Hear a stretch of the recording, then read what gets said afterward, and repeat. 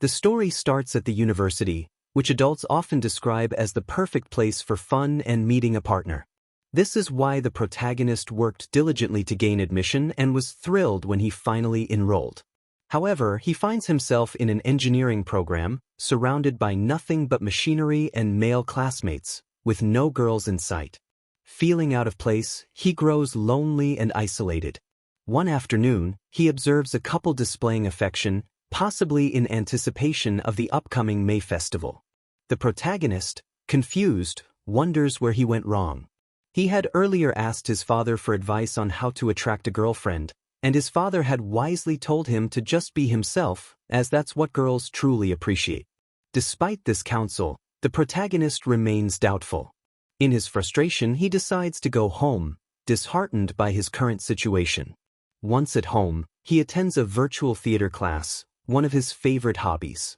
The teacher, an attractive woman, captivates him, and he imagines a future with someone like her.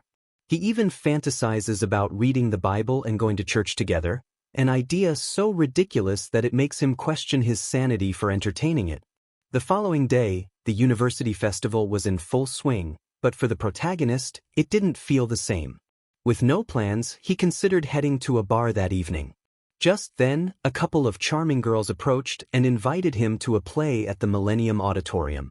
Initially indifferent, he changed his mind when he found out that the event was free. Besides the girls' attractiveness, he was curious if they were part of the theater club, as he might have seen them before. Their presence played a role in his decision to attend, with one girl mentioning how well-known their club was and expressing hope that he would come, which made the protagonist feel self-conscious about her beauty. After his classes, he went to the play, unsure of its location. Upon arriving, he noticed two girls selling popcorn and drinks, so he decided to buy some before entering. Inside, he became absorbed in the experience, but was taken aback by how expensive everything was, even though the play itself was free. The reason became clear: most of the vendors were attractive girls, and he couldn't resist buying from them. This marked the first time he didn't head straight home. As the play was about to start, Han Lee, the president of the theater club, appeared on stage, confirming the protagonist's assumption that everyone there was exceptionally good-looking. Han greeted the audience, introduced the play, and received applause for her beauty. The protagonist began to think that the theater club must be a place where future celebrities were made, given how striking everyone seemed. The play began, and despite the story feeling somewhat cliched, the protagonist was mesmerized by the lead actress, Amo Leon, hoping for an unexpected twist. During the play, Amo appeared anxious about its conclusion. The storyline centered on her worry for a sick boy in bed, and her acting partner asked her to do one thing: hold his hand at the start. This caught Amo off guard, as it wasn't in the script. He then pulled her toward the bed, accusing her of rejecting his love. Amo told him to stop, explaining it wasn't part of the performance. However, the man did something unexpected, leaving even the protagonist impressed, though he couldn't see it clearly from his seat. He wished he could see that unusual moment in more detail. After the lights went out, a boy emerged under a solitary light, telling the audience that from that day forward, he never saw his friend again and regretted his actions, which left him alone and with nothing. When the lights came back on, the protagonist was the only one truly captivated by the play, admiring its execution. While the cast accepted the applause, he felt somewhat envious, wishing he could receive the same recognition. He also noticed Amo wasn't with them for the final bow. Though he longed to join their group, he realized they only accepted new members at the start of the semester and wasn't sure who to approach. He then saw the girls from earlier, who were discussing a date with their boyfriend and laughing about how well-dressed he was. He interrupted to ask about joining the theater club. The girls were left stunned and a bit embarrassed by their earlier remarks. The protagonist was eager to join, but it appeared the club wasn't taking new members, as his peers confirmed. The protagonist felt disheartened and was about to leave when Han appeared, surprised to find that the girls hadn't finished cleaning up. The protagonist introduced himself, and Han told him that they weren't accepting new members. However, the protagonist didn't give up and expressed a strong desire to join. As he looked at Han, he couldn't help but be mesmerized by the warmth of her heart. Han noticed his gaze and decided to make use of him, suggesting a special admission test and asking him to return on Friday after the festival when they would be practicing. The protagonist eagerly agreed, surprising the girls, especially one of them. Later we find Amo in tears. The boy who had acted alongside her apologized, explaining he had improvised due to a last-minute change in the script earlier that day. This same boy was now with Han, who was being overly affectionate with him in an attempt to persuade him to do something. At the end, Han reminded him to keep his promise, leaving him feeling sorrowful for Amo. In the present, the boy apologized to Amo for unintentionally causing her trouble during the performance. Just then Han arrived, scolding them for not cleaning up faster. She noticed the boy wasn't following her instructions and, thinking he was ignoring her, treated him coldly and ordered him to leave. Reluctantly, he complied, knowing Han didn't want to see him, so he left. Later, Han met up with Amelie, handing her a bag of expensive clothes as compensation. Amelie asked why Han had altered the script without consulting her, and Han explained that such changes were common in theater, skillfully avoiding the real issue. Finally, Han and Amelie were alone, and Han told her that this wasn't over, eagerly anticipating what was to come next. When Friday came, the protagonist was eager to join a club full of attractive girls. Even though his friends invited him to hang out, he turned them down, as he had important matters to attend to that day. His friends didn't understand his excitement, but he was determined to go. After saying goodbye to them, he nervously headed to the club and knocked on the door. A soft voice welcomed him in, and when he opened the door, he found a stunning girl waiting for him. It was then that we finally learned the protagonist's name. In a somewhat detached tone, the girl told him to wait, as the president hadn't arrived yet, and mentioned that he could do whatever he liked if he got bored. He agreed, though with a hint of melancholy. As he wandered around, Han entered, asking Chloe to pick something up and noticing Leon's presence. The protagonist reintroduced himself, thanking her for the chance. Han kindly told him to relax and introduced Chloe Park as the vice president, though Chloe didn't seem thrilled. Despite her reluctance, Han pushed Chloe to introduce herself. The protagonist greeted her again, and Han suggested a special acting test. Chloe was puzzled, explaining that the test was difficult and many newcomers failed. Han, however, insisted that it was a special evaluation, emphasizing the importance of acting. Although Han was eager to proceed with the test, Chloe understood her motives and decided to take charge this time. In the auditorium, they handed the protagonist the script, with Han acting alongside him while Chloe assessed his performance, which she ultimately agreed to do. Although Han was performing well, she was also subtly trying to seduce John during the scene, and it was clearly working. Despite his efforts to stay focused on his lines, the emotions of the moment were apparent on his face. Han's overwhelming charm only made it harder for him to concentrate. Seeing this, Chloe decided to stop the performance, scolding John for not reacting properly. He apologized, promising to do better. He realized he needed to calm down and trust in himself, which encouraged him to try again, though it left the girls confused. However, when he looked at Han again, he struggled to focus, as his thoughts were clouded by her presence. Chloe stopped them once more, advising him to relax and not let his distracting thoughts interfere. John denied that it was anything inappropriate, claiming it was just nerves. Chloe then asked Han if they were truly going to continue with the test, which Han didn't appreciate. Chloe argued that acting was the most important thing for the club, creating tension between them. Han suggested giving it one more try, this time with Chloe's assistance, teasing her a bit and giving her one last opportunity. Chloe warned John that he would need to give his best effort to succeed. Before starting again, Chloe went to get drinks, and Han took the chance to get close to John, encouraging him to do his best, which he promised without hesitation. Meanwhile, Chloe believed everything would be fine with her, as she didn't think of herself as particularly attractive. After a while, she returned with the drinks and handed them over to Han before they began. John was nervous, but at the same time, he felt more confident in himself.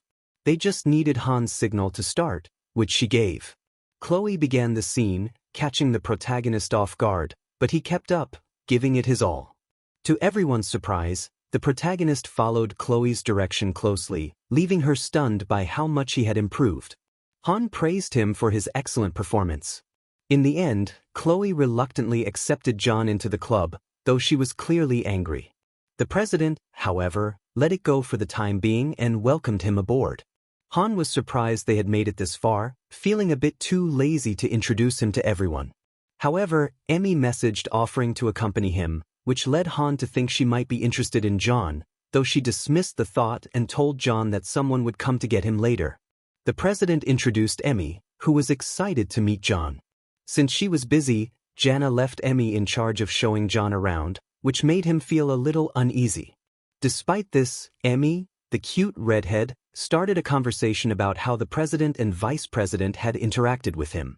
Emmy then took John on a tour, showing him the equipment room and mentioning that some used the darkness for different purposes.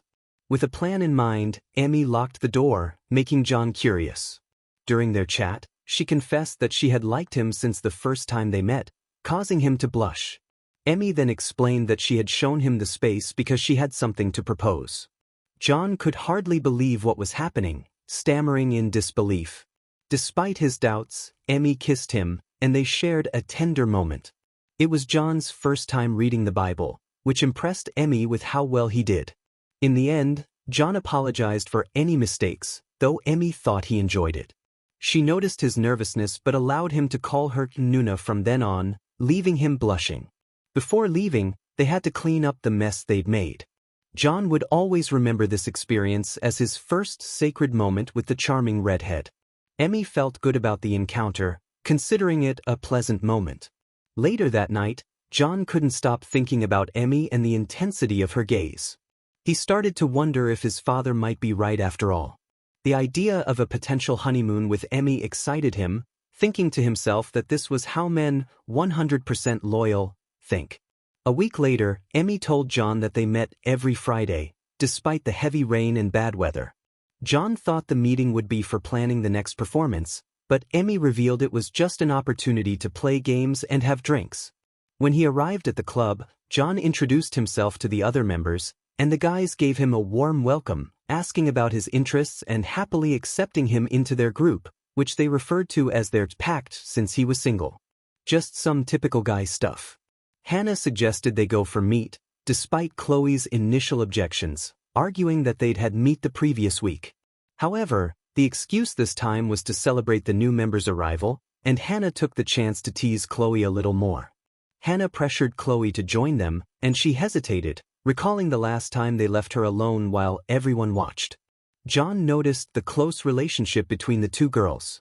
In the group chat, the meeting spot was announced, and everyone was invited to confirm if they'd be attending. There was some uncertainty about Amelie, but in the end, she was accepted into the plans. At the restaurant, they enjoyed a delicious pork meal, and everyone seemed to be having a great time. It was then that John noticed the star of the festival, who looked effortlessly charming even while eating. He approached her to introduce himself and complimented her excellent work in the play, but she didn't respond well, leaving him confused, unsure if he had said something wrong. Just then, Emmy arrived, gave John a hug, and told him she wanted to be close to him, mentioning it felt strange seeing him with Amelie. She then took him away, saying Hannah was looking for him. John noticed that Amelie looked a bit down. On the way, John complimented Emmy's beautiful hairstyle and asked her what Hannah wanted. Emmy, however, dismissed it as a lie and said she wanted to be alone with him, causing John to blush. She admitted that she hadn't stopped thinking about him since their last encounter and was curious to know if he felt the same way about her. In response, Emmy suggested they read the Bible again, which encouraged John, and he eagerly agreed, blushing as he held her tightly.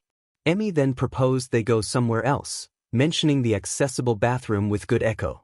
John thought they might be overheard while preaching, but Emmy convinced him otherwise, assuring him she would take care of everything. It's important to note that before they began reading the Bible, there were plenty of compliments, gestures, and flirtations exchanged between John and Emmy. Meanwhile, Hannah was asking Chloe about Lan's whereabouts for obvious reasons. Chloe responded with a joke, saying she didn't know where he was. Hannah, not satisfied, grabbed Chloe by the shoulder and asked the other girls.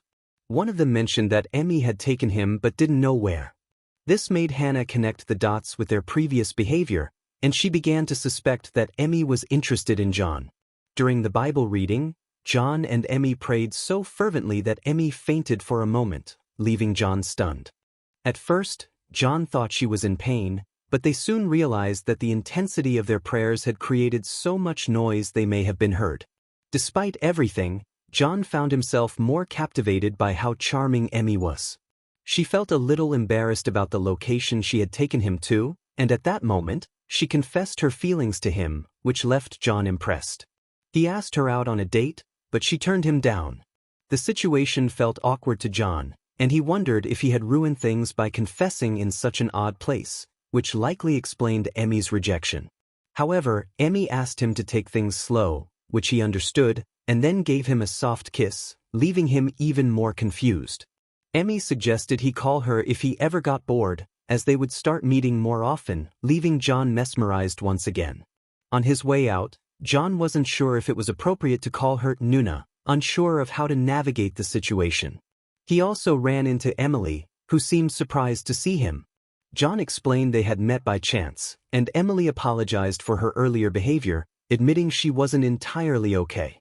She was very respectful and made it clear that they needed some space for now, which relieved John since he had been uncomfortable. He also noticed that Emmy kept a bit of distance from the club. Suddenly, a girl appeared asking for Amo.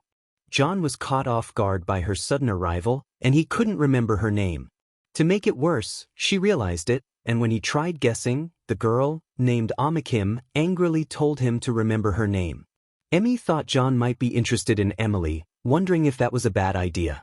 Still, she decided to tell him a secret, thinking it wouldn't harm anything. She mentioned that something had happened between Jana and Amo, although she wasn't exactly sure what.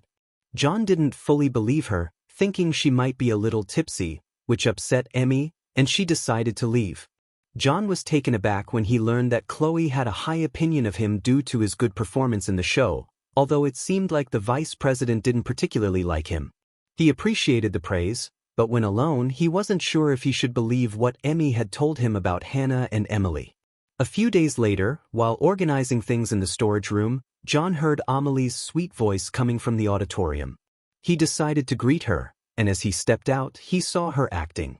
Amelie was so immersed in her performance that she appeared stunning to him. Her movements drew him into a completely new world, and he felt a tingling sensation. It was a beautiful scene, but then Amelie made a mistake. At that moment, John accidentally made a noise, which made Amelie realize he was there. Amelie became flustered, having been caught off guard. Although John apologized for secretly watching her, he wasn't sure how to react, as he hadn't meant to see her without her consent. However, Amelie seemed to appreciate his compliments about her amazing performance and how fully she embodied her character, which made her blush. John continued to praise her, further encouraging her. Just then, a voice interrupted them. It was the president, asking what they were doing.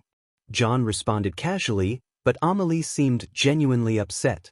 John could sense the tension in the air and nervously explained the situation, but his efforts only made things more awkward. Despite his attempts, Hannah was impressed by their practice and praised their dedication, though she asked John to see her later. It was clear that she was annoyed by their interaction. When John arrived at the club, he found Emmy and Chloe playfully teasing each other. After greeting them, he asked about Hannah. Emmy explained that she was in the room of truth, where everyone who entered supposedly became very kind. John, however, imagined something sinister. Emmy then affectionately suggested they go grab a bite to eat, but John turned her down, mentioning he had business with the president. This put Emmy in a dark mood, and she started thinking that something might happen, which surprised John. She was about to leave with Chloe to eat, but after being rejected again, she stormed off, angrily declaring she hated everyone and threatening to expose Chloe's secret. Chloe quickly followed her, agreeing to go along but shouting at her. Just then, Han was about to scold them, but upon seeing John, she invited him inside, asking him to sit down. When he noticed a bat nearby, he felt an immense pressure. Han observed his calm demeanor and mentioned that she simply wanted to discuss a few things with him. She pointed out how everyone seemed to be kind to him, even knowing about his secret with Emmy. This surprised John, as he hadn't expected Emmy to tell her. Han, sensing his hesitation, read his silence and realized his true intentions for joining the club. She believed he had been pretending to be innocent, and now that they were alone, she thought he was dangerous. John vehemently denied this, thinking that she must find him unattractive. He grew increasingly nervous and started listing Han's positive traits, something she encouraged him to continue. When he finished, she began laughing, mocking him, which made John feel uneasy. Han then asked him to come closer, and his instincts betrayed him, as he couldn't ignore her generous demeanor. Han noticed this, knowing her plan was working, and she wanted to continue teasing him. She got even closer, giving the impression that John was provoking her, which left him unsure of how to react. Before the situation could get out of hand, Han remembered she had a meal scheduled and lightly struck John on the head. She promised to continue teasing him later, leaving him with a headache. As she was about to leave, Han noticed Emma standing there, who seemed nervous and claimed she had just arrived, though her behavior suggested otherwise. Han felt a slight concern, but didn't think much of it, especially as Emma's actions only raised her suspicions, particularly her nervousness. A few minutes earlier, Emma had been on her way to the club when she noticed the door was open and wondered if anyone was inside. After entering and finding no one, she found it strange. However, she soon spotted a jacket and heard noises from the back, so she decided to investigate. She overheard Han talking to John about Emmy, which shocked her because she couldn't believe her friend would be involved with someone like him. She also faintly heard Jay's voice. As they were about to leave, she quietly returned to her spot. Feeling nervous, Emma thought she was the only genuinely pure-hearted person left in the university, while others only pretended to be. She tried to act like she hadn't seen anything. When John came out and saw the two girls chatting, he once again forgot Emma's name. Though he tried to remember it, Emma was deep in thought, wondering how someone like him, whom she considered a loser, could be with the president. After Han apologized to John for the bump and excused herself, leaving them alone, John invited Emma to grab a bite to eat, but she turned him down. It was clear she was acting oddly, mainly because she felt lonely at the age of 20.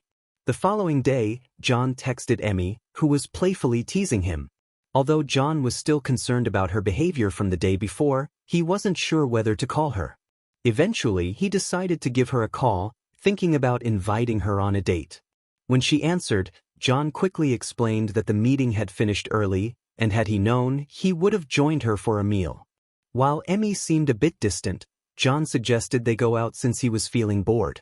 Emmy thought he might be asking for a date, but seeing that he wasn't very assertive, she wasn't willing to accept. However, John reassured her that it was indeed a date, which excited Emmy. She then told him it wouldn't be possible that day since she was busy.